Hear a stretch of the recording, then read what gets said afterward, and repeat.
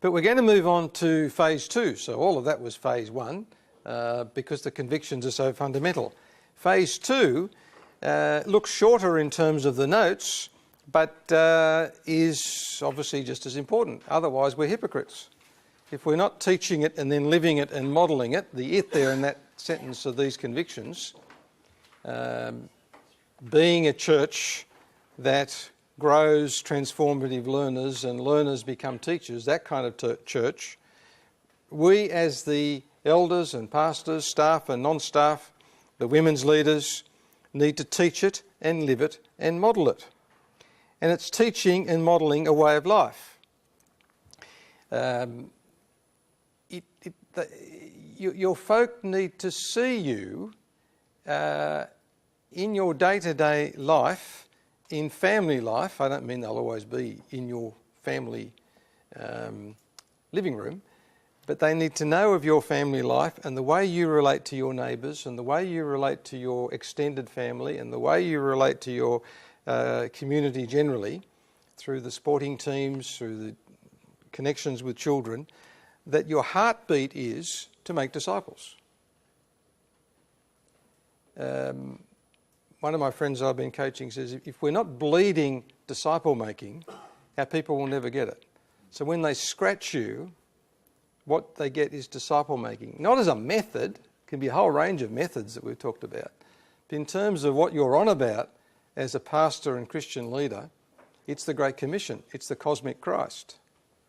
And when they scratch you, you bleed disciple making. It's kind of a nice way of saying it, wasn't it? Are we like that? Am I like that? Do I have other priorities, other agendas?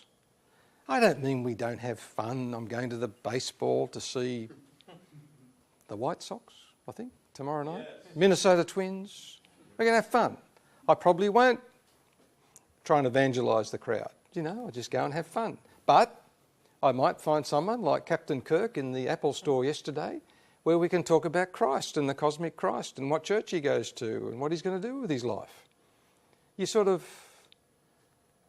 not boasting about it. I fail as many times as it actually happens. But we're always on duty in that sense. And it's a duty that we're happy with because of the cosmic Christ. And we're not switching on and off.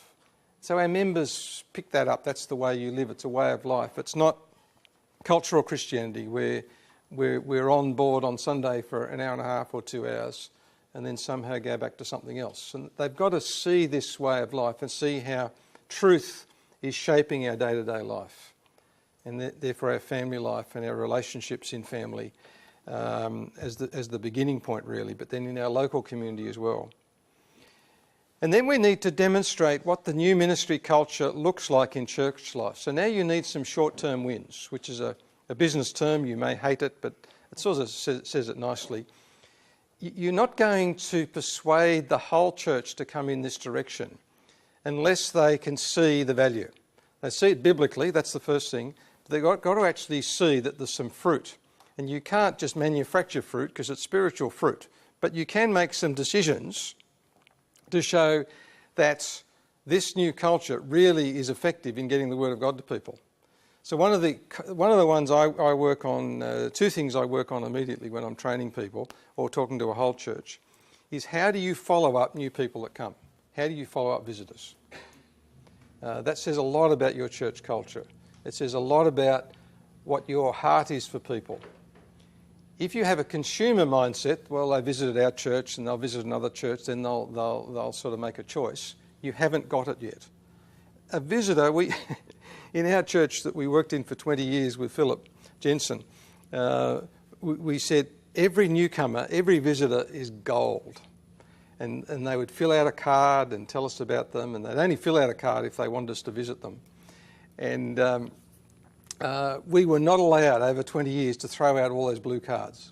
We had 20 years of blue cards, started off before computers, and I'm not that old, am I? Yeah, before computers. And we had these cupboards full of blue cards, which was sort of, we didn't need because they did end up on a database, but it was to symbolise that every new member is like gold. Blue gold in this case, but should have been gold cards. And we had a detailed way of discussing what we were going to do with each visitor. It wasn't just send out a letter, invite them to a newcomer's lunch. It wasn't even just a drop in from the pastor. It was how could we build a relationship with them? Who was going to do that? What couple in our church could get to know them? Which of our apprentices could get to know them? And I, for years, had to supervise all of that in terms of the logistics. And a lot of our staff meetings and elders meetings were about who are we following up. I'll go back to the moving to the right. I've got to rebuild it. There it is. Where are people up to? What are we doing with that new person that's come along? They may be not Christian yet, but they're a new person, and we call them newcomers. And I've had a discussion with one of you in the room here, the difference between a newcomer and a visitor.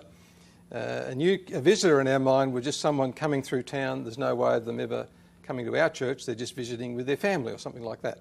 So we'd send them a nice letter and so on, but we didn't expect them to ever join our church.